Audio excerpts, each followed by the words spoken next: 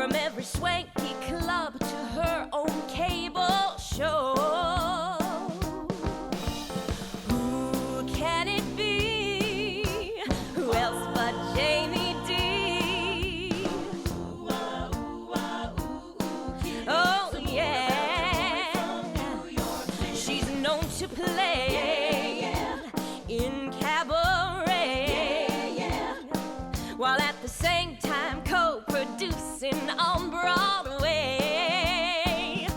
for helping hordes, who trod the boards, she's got 3 Tonys plus some other swell awards.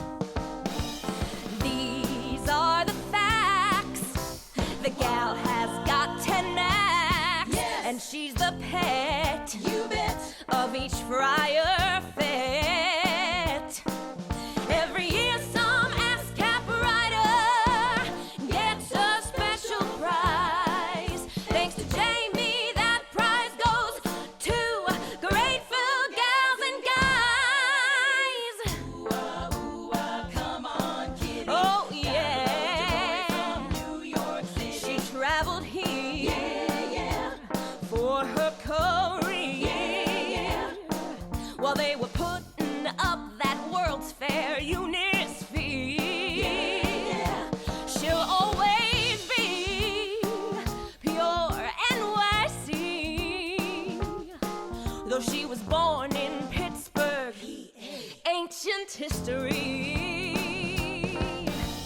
Pittsburgh, you say? Jamie? Hey, no way. Let's make a toast to this evening's host. Ooh, kitty, though she wasn't born in New York City. Ooh, don't care, kitty, she'll always be deRoy from New York City.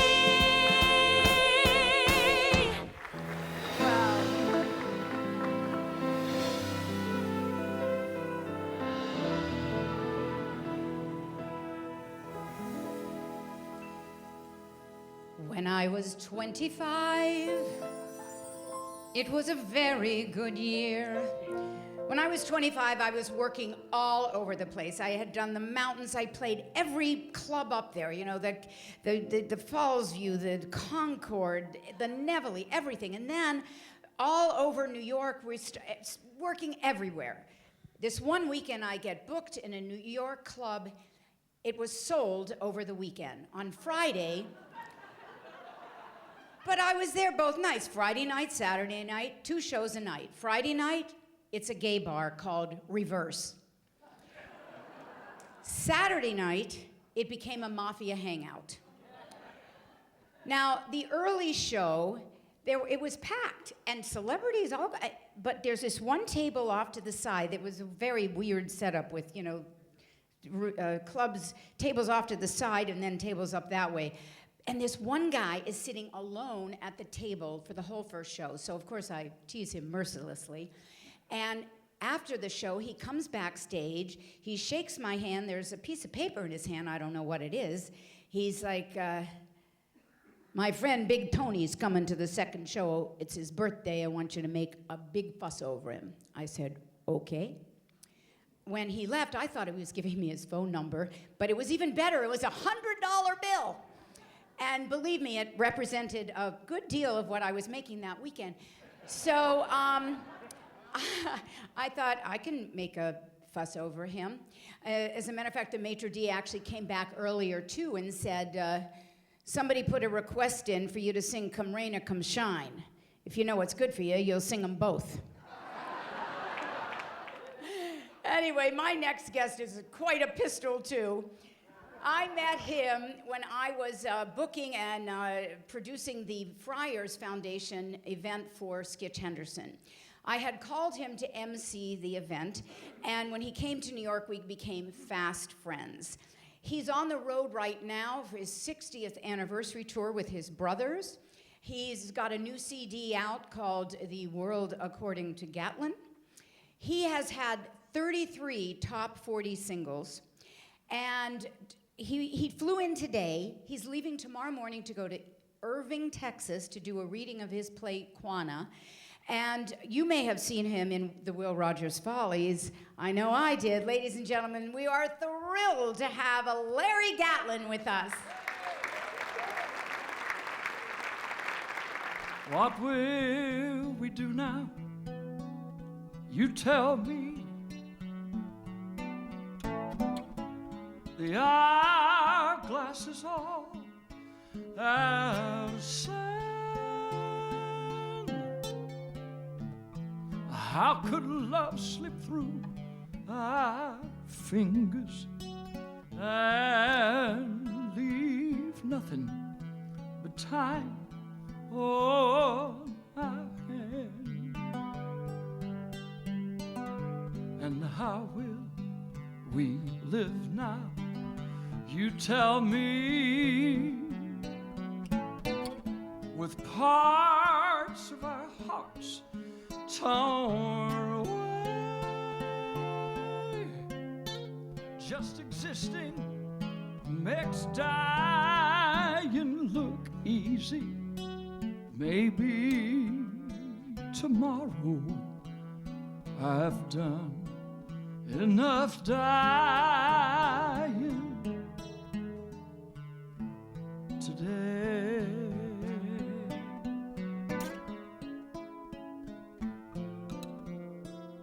And how will I sleep now? You tell me. With only my arm by my side, perhaps I'll learn sleeping all over, and just maybe without dreaming this time. And who'll make you laugh now? You tell me. Since you've sent your clown on his way, I don't think I'll cry, just die laughing. Maybe tomorrow I've done enough dying today.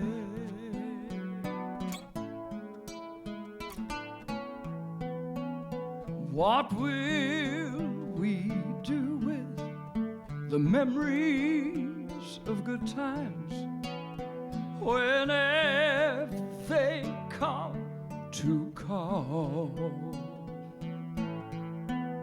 And what will we do with the pictures we have, the ones in our hearts, not the ones on the wall?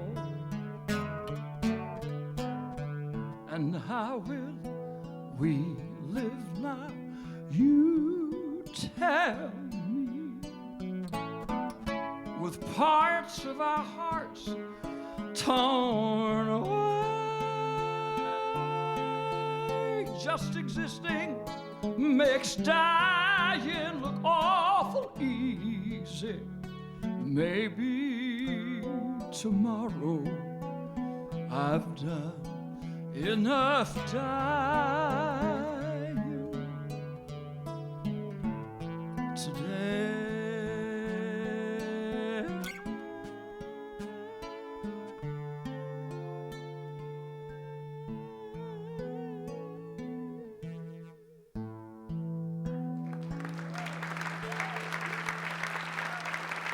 But anyway, I was over on Sunset at United Artists Records, had a record meeting, and went up around Sunset, around the Hollywood Bowl, and got stuck in this traffic jam. And right in front of me was a 1958 Mercury station wagon with Oklahoma license plates.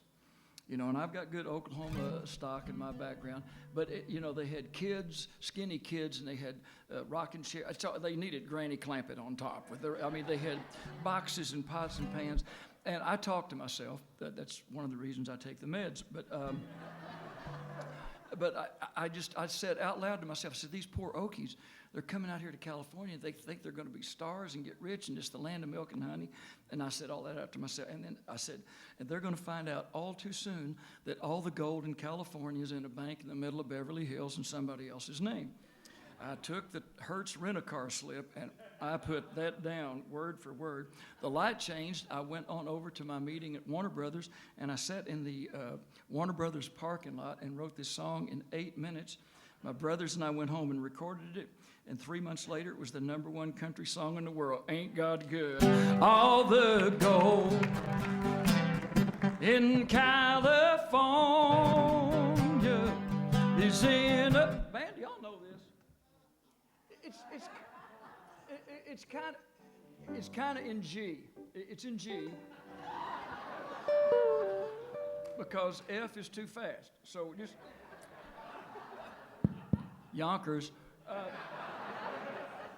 So just let me do a little of it and kind of y'all learn it a little bit. I mean, it's a benefit. What are they going to do, leave? So I got here a little late today because of airline stuff. So let me go through it one time and then y'all just skip. All the gold in California is in a bank in the middle of Beverly Hills in somebody else's name. So if you're dreaming about California, it don't matter at all where you played for. California's brand new game. Okay, no, this part is different than that part. So just remember that part that I just did. Yeah. We'll come around to I'll nod my head. Okay. Y'all do it one time through. Okay. Then we're going to go to A and do that again. Okay. So I'll do this little part here.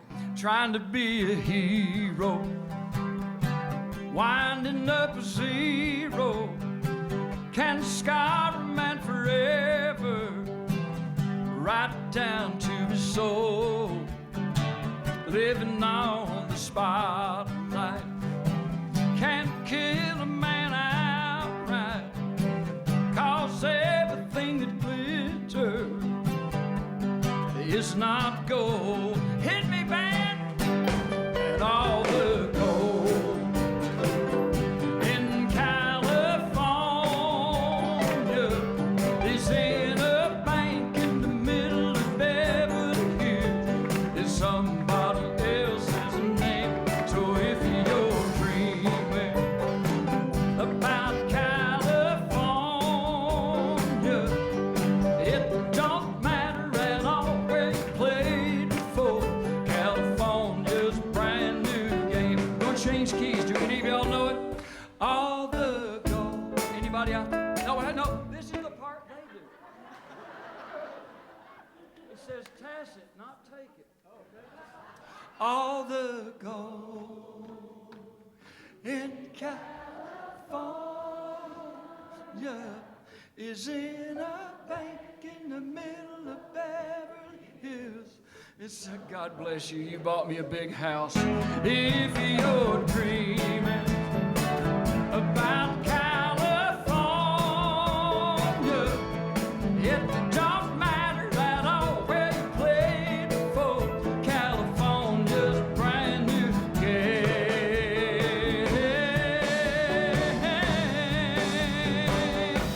A brand new game.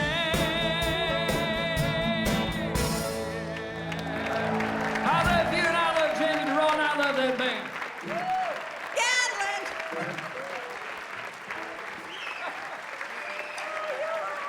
Well, my next guest, I met originally when we were performing at Upstairs at Green Street. Does anyone even remember that?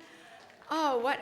It launched so many careers, including Mario Cantone and my next guest, and it was so much fun. This past year, she did her solo show, Me, My Mouth, and I. She's written 4 books. She has a new show that they film in her apartment, which is, I want that, because then I would never have to leave. Where I live, they leave my mail in front of my door, my papers in front of my door. I could be a hermit, like so easy. If I didn't have a nighttime plan, I would never leave. But the exciting thing about my next guest is that for 16 years, she was on The View. It won her a daytime Emmy, and thank God she went back to The View. So ladies and gentlemen, please welcome Joy Behar. Yeah! There's your mics there, Behar. My lesbian lover, Jamie deRoy. In her dreams. In her dreams. Hi, guys. Okay. Jamie, we're so old now. I know her for 100 years already. I went to the gyno the other day. She tells me my vaginal walls are the wrong color. What is she, an interior decorator now? Oh, my God. No, I know, but I see some gray hair out there. The thing is, I still have hot flashes. I still have them. I mean, it's like 15 years I have hot flashes. I said to the doctor, listen, I can't do the sex now. I'm too hot. He says, get on top. That's what he told me. I said, I'm too tired to get on top. I said, why don't I just get a vibrator and a ceiling fan and call it a day?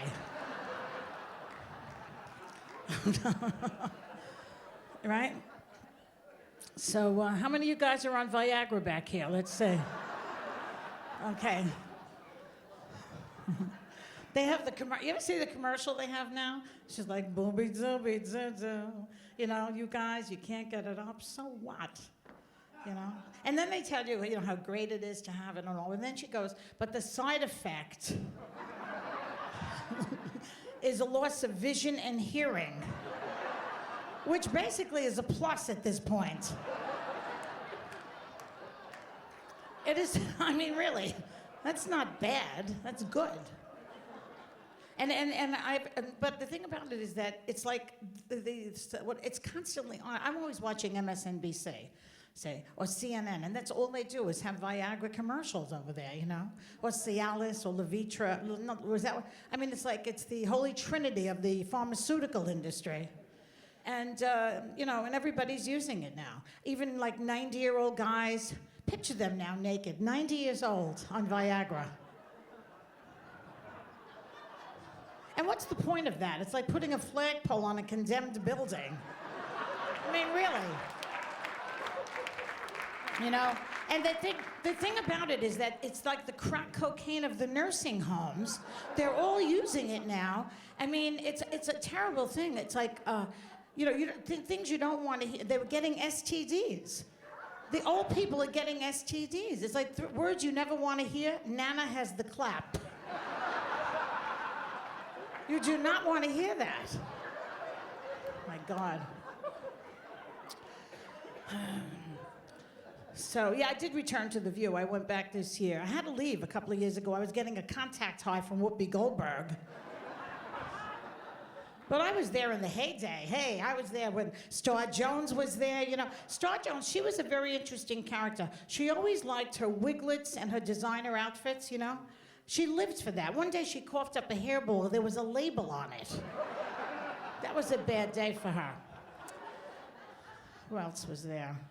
Sherry Shepherd. We have her back now and then. She's, in the beginning, poor Sherry, she was so confused. Is the world round? Is it flat? She didn't know. She got so mixed up. We got her a globe. She's fine now.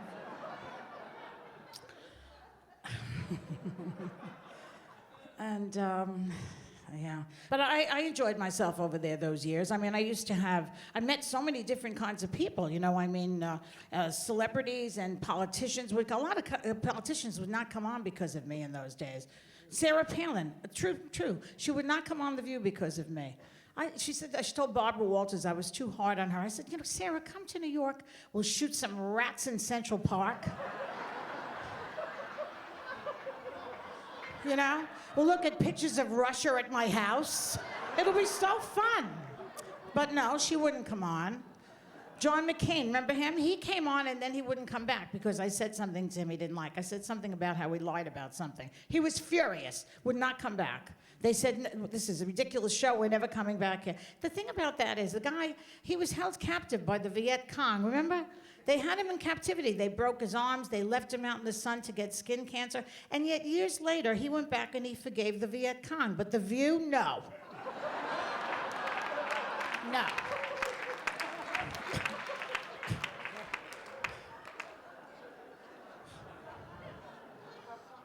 We had movie stars come on. R.J. Wagner. He came on to me, the guy. He actually came on to me, flirted with me. Robert Wagner. Mm-hmm. See, these are the type of guys that come on to me now, the type of guys that do reverse mortgage commercials. Waiting for a call from Henry Winkler any day now.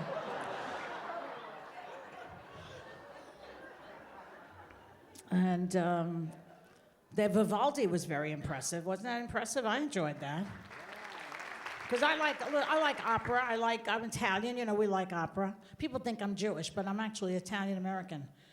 But no one believes me. Why is that? A few years ago, I get a call, Happy Hanukkah. I said, Ma, I'm not Jewish.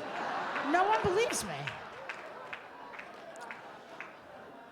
Anyway, like Andrea Bocelli was on the show. He's very good. You like him? Yeah, he's good. But you know something? I don't think he's blind. I think it's a gimmick. I really do. You know how he's looking down all the time, staring at my tits? He's not blind.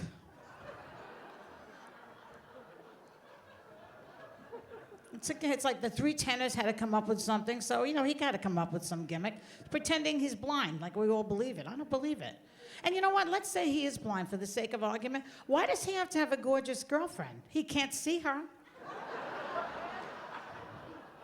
You know, they could tell him she looks like Angelina Jolie. She could look like Ruth Buzzy as far as he's concerned. Stevie Wonder, another allegedly blind singer. He also has a gorgeous girlfriend. It's such a waste. It's like giving lobster to a bulimic. Oh my God, Trump. Trump. You know, the wife is probably hysterical, Melania. She's like, Donald, please don't send me back to Slovenia. She must be hysterical, the woman. Every night she begs him. Carson, this guy Ben Carson. He said, no, didn't he say now something like he sold Rosa Parks the bus ticket or something? I don't know. He's always got something. He's making up shit as he goes along, this guy. What a group this time. I thought Nixon was an idiot. Holy shit. Bush. This Jeb Bush, he's supposed to be the smarter brother. Is that like the neater hoarder?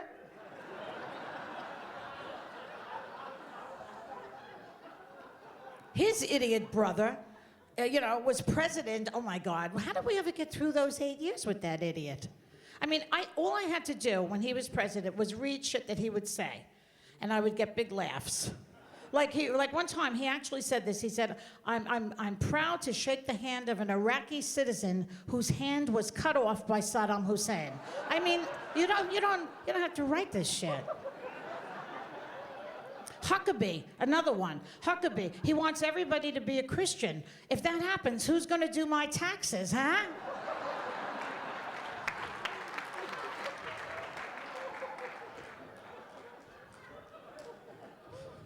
And then he said that women who curse are trashy. What the fuck does that mean? And Chris Christie, he's been kicked out. He was kicked out. Oh, he's not going to get elected anyway because of that whole scandal with the bridge. You know, that whole George Washington thing where they say that he knew about it. He was there. He was behind the whole thing where they stopped 4 lanes of traffic on the George Washington Bridge in the middle. I said, what is he, standing in the middle of the bridge, this fat thing? I say bring Bill Clinton back.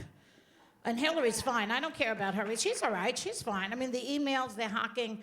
The only thing they're going to find in there is an email saying, Bubba, keep it in your pants. You know it's going to be in there. But I mean, in those days, we had a good president. He was good. And a sex scandal. A dream come true for me. I saw that Monica Lewinsky was in the paper again recently, you know. And I always say, you know, the reason that she was in love with him, a lot of women were in love with Bill Clinton. And here's the reason. Well, she was in love. He used to like women who looked like the rest of us. See, John Kennedy, he had to have Angie Dickinson, Marilyn Monroe, all these models. Bill Clinton liked a fat ass, and we enjoyed that about him. I mean, Monica would go to the Oval Office, and he'd tell her she looked thin. She'd walk in there, I swear this is true, he'd say, Monica, did you lose weight? Who wouldn't blow a guy like that? You tell me I look thin, I'm on my knees. Thank you very much.